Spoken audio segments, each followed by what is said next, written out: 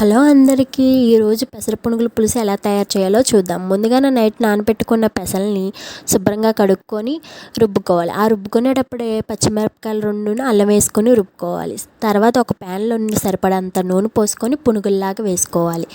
అదే ప్యాన్లో సరిపడంత ఆయిల్ ఉంచుకొని దాంట్లో తాలింపు దినుసులు, జీలకర్ర, కరివేపాకు వేసుకొని ఉల్లిపాయ, పచ్చిమిరపకాయలు, గల్లుప్పు, పసుపు వేసుకొని ఒక 5 మినిట్స్ మగ్గనివ్వాలి. తర్వాత మనం కావాల్సినంత చింతపండు తీసుకొని నానబెట్టుకోవాలి ముందుగానే.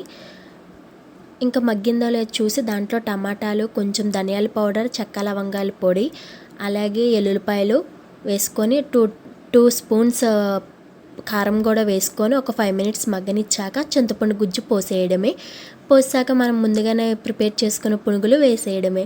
అంతే, కర్రీ అయిపోయింది. ఈ వీడియో మీకు నచ్చినట్టయితే please like and share and subscribe. Bye.